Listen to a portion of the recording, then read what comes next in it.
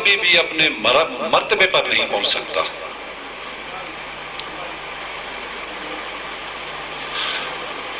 اللہ تعالیٰ نے فرمایا اے مومنو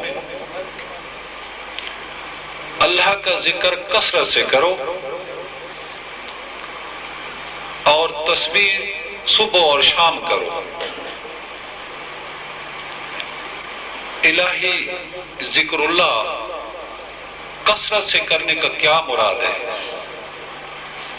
فرمایا اے انسان تیری 3 حالتیں ہوتی ہیں، یا تو کھڑا ہوتا ہے یا بیٹھا ہوتا ہے یا لیٹا ہوتا ہے، چوتھی حالت تو ہے ہی نہیں تیری، اور تو نے ذکر اللہ کتنا کرنا ہے؟ فرمایا فیضا قضیتم الصلاۃ فاذکروا اللہ قیاما وقعودا وعلی جنوبکم، جب نماز پڑھ لیا کرو تو کثرت سے ذکر اللہ کیا کرو، چاہے تم کھڑے ہو، چاہے تم بیٹھے ہو، چاہے تم لیٹے ہو۔ اور اس کی مزید تشریح، اس کی مزید تفسیر حضور علیہ الصلوۃ والسلام نے ان الفاظ میں فرمائی ہے الانفاس معدودۃ وکل نفس یخرج بغیر ذکر اللہ تعالی فہو میت۔ اے لوگو تمہاری زندگی کی سانسیں گن کر رکھی گئی ہیں، اور جو سانس بھی ذکر اللہ کے بغیر گزرتی ہے وہ مردہ ہے۔ اب تھوڑا سا غور کریں، جب انسان گفتگو کر رہا ہے، روٹی کھا رہا ہے، پانی پی رہا ہے، کام کر رہا ہے، سو رہا ہے، تو کیا سانس رک جاتی ہے؟ بولو جب سانس چلتی رہتی ہے، اور ذکر اللہ ہر سانس پر فرض ہے۔ تو سوچنا چاہیے کہ ذکر اللہ کا مطلب کیا ہے اور تسبیح کا مطلب کیا ہے۔ فرمایا ذکر اللہ تو ہر دم کا ہمیشہ جاری رکھ، یہ دائمی فرض ہے، چونکہ یہ اللہ تعالیٰ نے حکم دیا ہے دونوں چیزوں کا، یہ دونوں چیزیں ہم پر فرض ہیں۔ جہاں بھی اللہ تعالیٰ کا حکم آتا ہے قرآن مجید میں وہ فرض عین ہوتا ہے، تو ذکر اللہ بھی فرض ہے اور تسبیح بھی فرض ہے۔ تسبیح اور ذکر اللہ میں فرق کیا ہے؟ ذکر اللہ کیا چیز ہے اور تسبیح کیا چیز ہے، یہی سمجھنے کی چیز ہے۔ تسبیح ہر اس عمل کو کہتے ہیں جو زبان کرتی ہے یا وجود کا کوئی حصہ کرتا ہے۔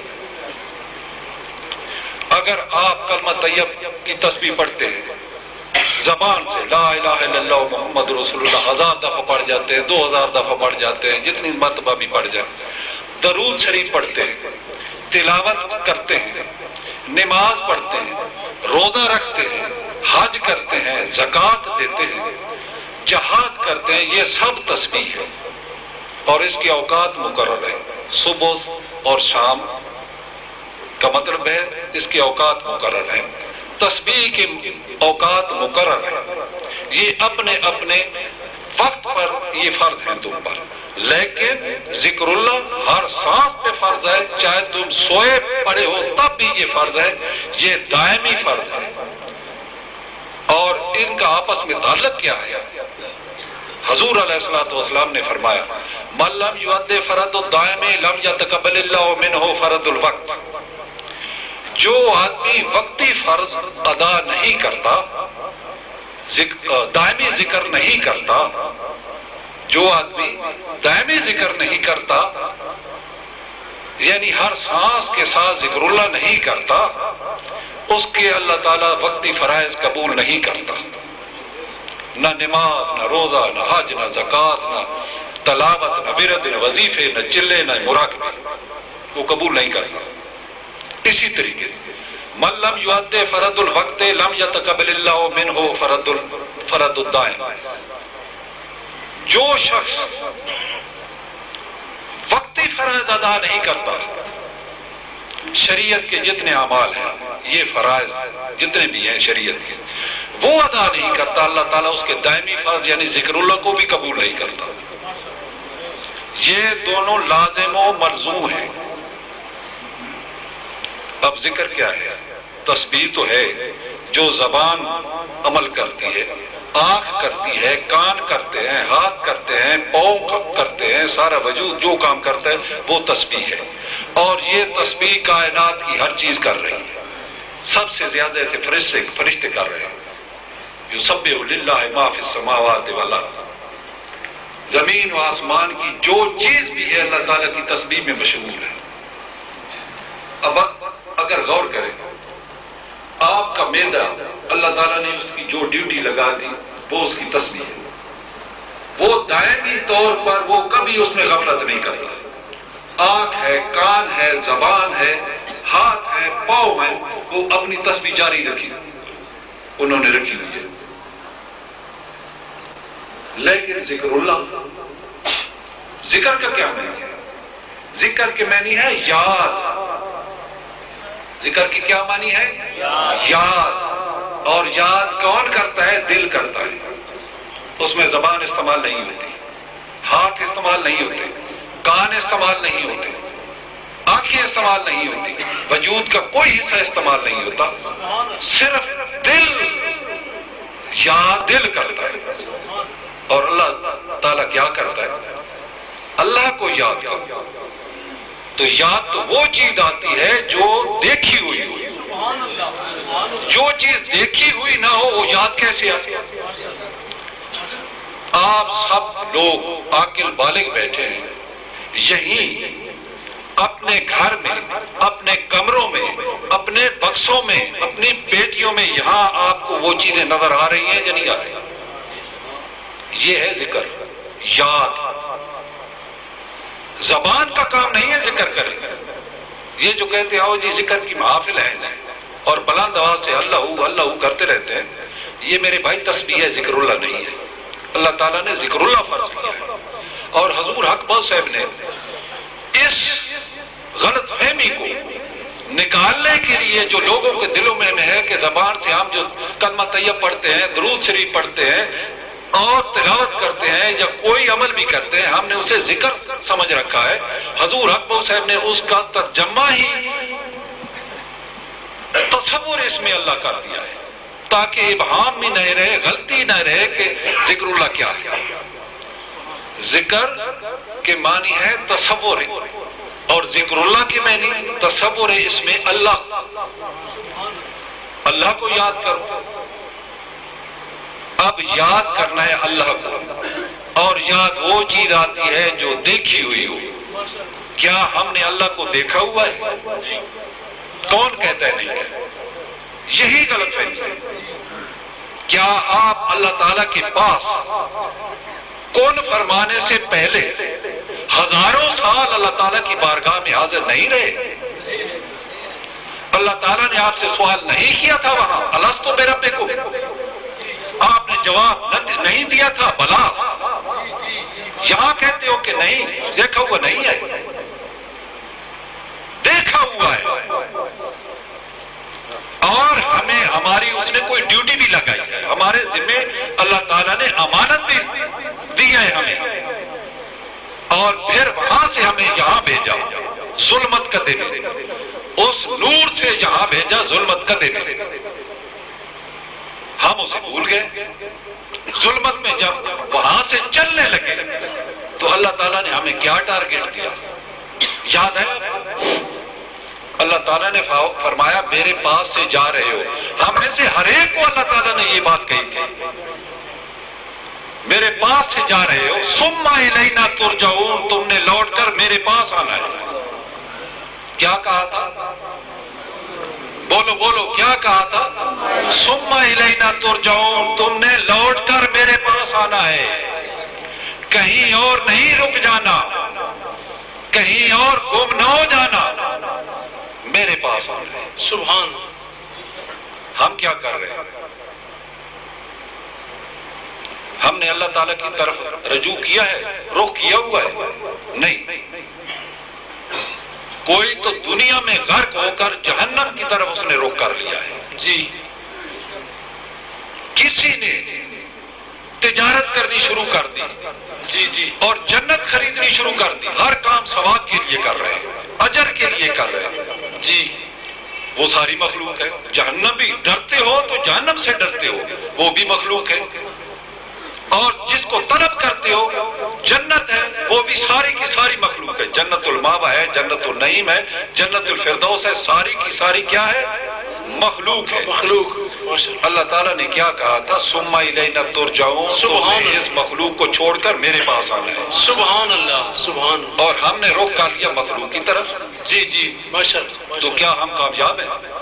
کیا ہم جنت المأوى میں پہنچ گئے؟ جنت النعیم میں پہنچ گئے؟ جنت الفردوس میں پہنچ گئے؟ جو یہ ہماری کامیابی ہے؟ نہیں، یہ ناکامی ہے. ماشاء اللہ. جنت تو اللہ تعالیٰ سے بہت دور ہے. وہ کہتا ہے ثم الینا ترجعون، تم نے لوٹ کر میرے پاس آنا ہے. آج آپ کو بتلاتا ہوں، اللہ تعالیٰ نے 4 جنتیں بنائی ہیں. کتنی؟ 4. ایک جنت المأوى جو دنیا میں قائم ہوگی، ایک جنت النعیم جو عالم ملکوت میں ہے، ماشاء اللہ. ایک جنت الفردوس جو عالم جبروت میں ہے، ماشاء اللہ. ایک جنت قرب ہے جو عالم لاہوت میں اللہ تعالیٰ کی قرب کی جنت. سبحان اللہ. سبحان. ان 3 جنتوں میں مخلوق ہی مخلوق ہے. لیکن اس جنت میں نہ کوئی حور ہے، نہ قصور ہے، نہ دودھ ہے، نہ شہد ہے، نہ پانی ہے، نہ نہریں ہیں، نہ دریا ہے، کچھ بھی نہیں ہے. اللہ تعالیٰ کا دیدار ہے. سبحان اللہ. سبحان اللہ. وہاں صرف طالبان مولا ہی پہنچتے ہیں. طالبان دنیا یا طالبان عقبہ ہرگز وہاں نہیں پہنچتے. سبحان اللہ. اللہ تعالیٰ ہم نے دیکھا ہوا ہے. یاد آ گیا؟ جی جی بالکل. اللہ تعالیٰ کو دیکھا ہوا ہے. جی بے شک دیکھا ہوا ہے. بولو یار. جی جی دیکھو دیکھا ہوا ہے. اللہ تعالیٰ کہتا ہے اے لوگوں مجھے یاد کرو، وہ وقت یاد کرو جی جب تم میرے پاس ہوتے تھے، میرے پاس محفلیں تمہاری لگتی تھی. جب یاد کرو گے وہ وقت تو لا محالہ میری طرف دوڑو گے. جب وہ بھول جاؤ گے وہ وقت تو پھر دنیا میں یا عقبہ میں غرق ہو جاؤ گے، میرے پاس نہیں آ سکو گے. اللہ اکبر. ماشاء اللہ. سمجھنے کی بات ہے. جی ذکر اللہ، مجھے یاد کرو. یاد کرتا ہے دل. دل جب دنیا میں انسان پیدا ہو کے آتا ہے تو دل پر کتنے حجابات اللہ تعالیٰ ڈال دیتا ہے ظلمت کے. اور ظلمت کے کتنے حجابات ہیں کل؟ میرے مرشد پاک سلطان العارفین حضرت سلطان باہو رحمۃ اللہ علیہ فرماتے ہیں کہ ظلمت کے 4 مقامات ہیں. غور سے سننا اس بات کو. میں حضور حق مول صاحب کی تعلیمات کا سبق دے رہا ہوں، تقریر نہیں کر رہا. ماشاء اللہ. ماشاء اللہ. اسے سبق کو سمجھو. میں کیا کہہ رہا ہوں، حضور حق مول صاحب کیا فرما رہے ہیں؟ آپ فرماتے ہیں ظلمت کے 4 مقامات ہیں. نمبر 1 مقام ازل، کہ اللہ تعالیٰ نے کن فرمایا، مخلوق آسمان بن رہے ہیں، زمین بن رہی ہے، یہ سارے معاملات چل رہے ہیں اور انسان آنکھیں بند کر کے مراقبے میں وہ دیکھ رہا ہے. فرمایا ابھی تک تو مقام ظلمت میں ہے، یہ مقام، یہ سارا مخلوق کا معاملہ ہے، تو مخلوق کو دیکھ رہا ہے. مقام ازل ظلمت کا ایک مقام کیا ہے؟ مقام ازل. ساری مخلوق کا معاملہ ہے، تو مخلوق کو دیکھ رہا ہے، خالق کو چھوڑ دیا، اسے نہیں دیکھ رہا ہے تو ظلمت میں. نمبر 2 مقام ابد، کہ سورہ اسرافیل پھونکا گیا، میدان حشر قائم ہو گیا، حساب کتاب ہو رہا ہے، تو تماشا دیکھ رہا ہے سارے معاملے کا یہاں مراقبے میں بیٹھ کر. فرمایا ابھی تک تو مقام ظلمت میں ہے کہ یہ سارا مخلوق کا معاملہ تو دیکھ رہا ہے. نمبر 4 مقام عقبہ، جنت، وہ بھی ساری مخلوق ہے، اگر اس کا نظارہ کر رہا ہے، دیکھ رہا ہے جنت میں کیا ہو رہا ہے، تو فرمایا ابھی تک تو ظلمت میں ہے. نمبر 4 مقام دنیا، یہ ویسے ہی ظلمت ہے. آپ فرماتے ہیں گو کہ ان 4 مقامات میں زندگی کی چمک دمک ہے، لیکن عارف وہ ہے جو ان 4 مقامات کی لذات سے منہ موڑ کر لذت دیدار پروردگار میں غرق ہو جائے. سبحان اللہ. سبحان اللہ. سبحان اللہ. ماشاء اللہ. یہ سلطان العارفین کی تعلیمات ہیں. جی جی. عارفوں کے بادشاہ. عارف کون ہوتا ہے؟ جو اللہ تعالیٰ کی ذات کو پہچانتا ہے، اور پہچان دیکھے بغیر نہیں ہوتی. اب عجیب سا ایک الجھاوا پیدا کر رکھا ہے ہماری تعلیم نے، جو ہمیں دی جا رہی ہے کہ اللہ تعالیٰ تو دنیا میں جی نظر نہیں آتا۔ ارے میرے بھائی، تھوڑا سا تو اپنے عقل کو بھی استعمال کر لے، کیوں نظر نہیں آتا؟ کیا ہم میں وہ طاقت نہیں ہے، وہ صلاحیت نہیں ہے اللہ تعالیٰ کو دیکھنے کی؟ کیوں نہیں آتا؟ ہمیں تو اس نے کلمہ بھی یہ دے دیا، اشہد ان لا الہ الا اللہ و اشہد ان محمد عبدہ و رسولہ۔ یہ کلمہ پڑھتے ہیں نا ہم لوگ، ذرا ایک دفعہ پڑھ لیں سارے، اشہد ان لا الہ اشہد ان لا الہ الا اللہ و اشہد ان محمد عبدہ و رسولہ۔ اپنے اندر غور کریں کہ آپ نے کیا کہا۔ آپ نے کہا کہ میں شہادت دیتا ہوں کہ اللہ کے سوا کوئی معبود نہیں۔ شہادت دی ہے آپ نے؟ جی جی جی۔ اور شہادت بغیر مشاہدے کی جھوٹی ہوتی ہے، شہادت کی تو بنیادی مشاہدہ ہے۔ بے شک کلمہ پڑھتے ہو، انکار کرتے ہو، اللہ نظر نہیں آتا۔ اللہ اکبر، ماشاء اللہ۔ ہمارے دین میں تو پہلا کلمہ بھی یہی رکھ دیا گیا ہے، اور آپ کہتے ہیں اللہ نظر نہیں آتا۔ اللہ اکبر۔ میرے مرشد پاک سلطان العارفین حضرت سلطان باہو رحمۃ اللہ علیہ فرماتے ہیں، ہر کہیں جائے لکھائے حق ندید، سبحان جو حیواں بر زمین کا میں چری۔ سبحان اللہ۔ جس آدمی نے یہاں دنیا میں اللہ تعالیٰ کا دیدار نہیں کیا، وہ گویا ایک جانور تھا جو یہاں گھاس چرتے چرتے گزر گیا۔ اندازہ لگائیں، کون کہتا ہے؟ ارے معرفت کس چیز کو کہتے ہیں؟ معرفت پہچان کو، پہچان دیکھے بغیر ہوتی نہیں۔ آپ کہتے ہیں کہ اللہ نظر نہیں آتا، ارے آنکھ بنوانے کی ضرورت ہے۔ سبحان اللہ، سبحان اللہ، ماشاء اللہ۔ کیا ہے؟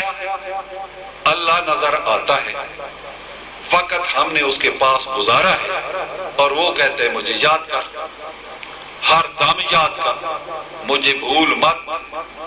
اور ہم نے کیا کر دیا؟ سارا زور ہم نے نماز، روزے، حج، زکات، تلاوت اس پر لگا دیا۔ اور اس کے متعلق اللہ تعالیٰ نے کیا فرمایا؟ دیکھیے، ذکر اللہ کس کا کام ہے؟ دل کا۔ سمجھ رہے ہیں میری بات؟ سن بھی غور سے رہے ہیں۔ اس نے کیا کہا ہے؟ ذکر اللہ، ذکر اللہ کرو۔ اور ہم نے صرف ذکر اللہ کو چھوڑ دیا، تسبیح شروع کر دی، رات دن نماز، روزہ، حج، زکات، جہاد کر رہے ہیں، لیکن ہماری حالت کیا ہے ان اعمال کی؟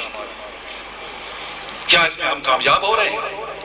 جب اللہ کا نبی حضور علیہ الصلوۃ والسلام فرماتے ہیں ان اللہ لا ينظر الى صورکم ولا ينظر الى اعمالکم بل ينظر فی قلوبکم ونیاتکم، بے شک اللہ تعالیٰ نہ تو تمہاری صورتوں کی طرف دیکھتا ہے کہ تم نے کتنی پاکیزہ صورتیں بنا رکھی ہیں، نہ ہی تمہارے اعمال کی طرف دیکھتا ہے کہ تم کتنے خوشنما اعمال اختیار کیے بیٹھے ہو، بلکہ اللہ کی نظر تمہارے دل پر ہے۔ تمہارا دل میری طرف دیکھ رہا ہے یا نہیں دیکھ رہا؟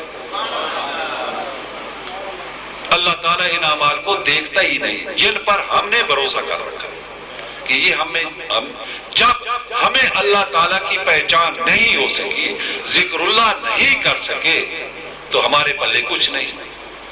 ہاں، اب خاص نقطہ، انتہائی اہم ترین نقطہ دین کا یہ سمجھے